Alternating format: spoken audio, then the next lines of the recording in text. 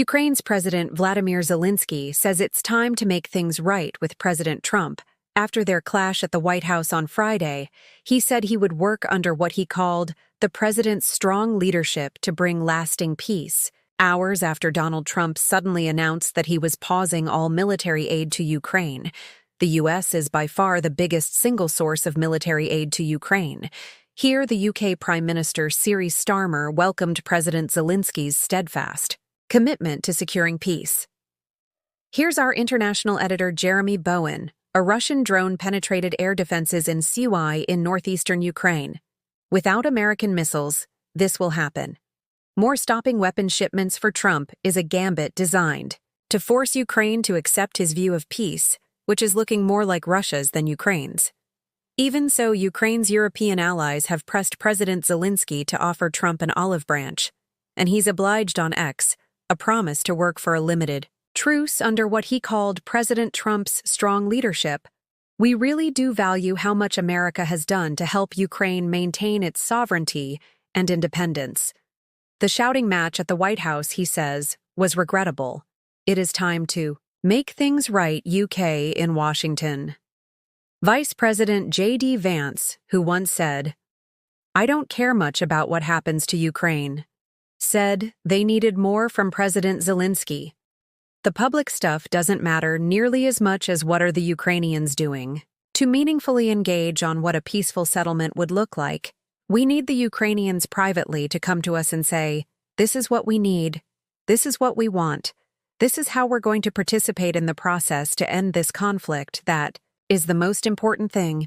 And that lack of private engagement is what is most concerning to us in London on Sunday. Kyiv and other European leaders agreed to find a way to offer President Zelensky a route to peace with security guarantees from Europe and the U.S. Britain's Prime Minister is trying to satisfy Donald Trump without betraying Ukraine. He says it's not an either, or it might be Europe, and the U.S. are now on opposite sides of the argument. The armed suspension will delight President Putin. This was the Ukrainian territory Russia controlled just before the full-scale invasion 3 years ago, and this is what it has now. About 20% of the country. President Trump has already said that President Putin can keep at least some of it now. President Trump's peace proposal includes U.S. access to valuable deposits of rare earths and strategic minerals. He's refused Ukraine's request for the U.S. military to guarantee its security in return. It seems clear that President Trump's priority is restoring us relations with Russia and not Ukrainian or indeed European security. It's going to be a very hard thing to do. Business like this, the shouting match in the Oval Office last Friday ripped away any pretend that it will be easy to bridge the gap between peace and war. Donald Trump's attempt to force President Zelensky to do it his way has plunged America and its NATO allies into their worst crisis since the alliance was formed just after the Second World War. Jeremy Bowen, BBC News. Our North America editor Sarah Smith explained how quickly U.S. aid could be turned back on if they're receptive to President Zelensky's comments. Well, that's a very interesting question. Very quickly, presumably, because they just paused. Everything where it was out, any munitions or anything that was on its way to Ukraine just stopped. Even things that already made it to Poland, so they could turn that back on very quickly.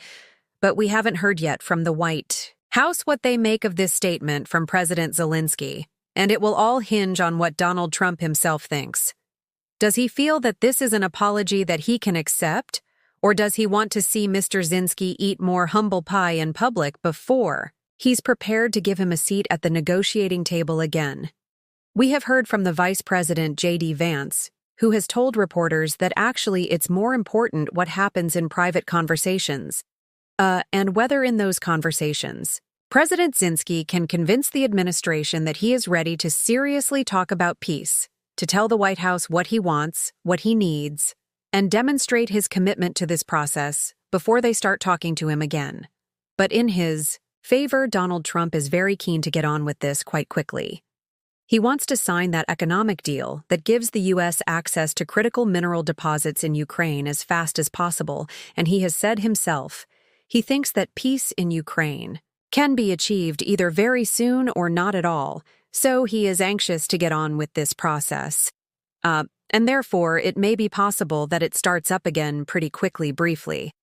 If you would, Sarah, a lot of people still trying to understand why Donald Trump is taking this approach with Ukraine when he doesn't seem to be taking a similar approach with Russia. We saw, for example, in the last 24 hours or so, the U.S. removing those cybersecurity offensive policies against Russia. When lots of experts was saying, look, this leaves the U.S. open to potential hacks from Russia. Yes, and there are even reports that the White House is drawing up plans to alleviate sanctions on Russia as well. Something else that would be favored by Vladimir Putin. And this is what people are asking. Are we actually watching America changing sides in this conflict and backing Russia against Ukraine? Or is this simply Donald Trump's admiration for a strongman leader in Vladimir Putin, who he thinks holds more cards in these negotiations, and that he's trying to make Vladimir Zelensky understand the position that he's in, the poor negotiating position that Donald Trump thinks he has, although, of course, that is further hurt by the withdrawal of American military aid. So, policy seems to be being made day by day here in the White House, and many of us are trying to work out what the long-term implications would be. Sarah Smith, our North America editor, by UKK News. Thanks.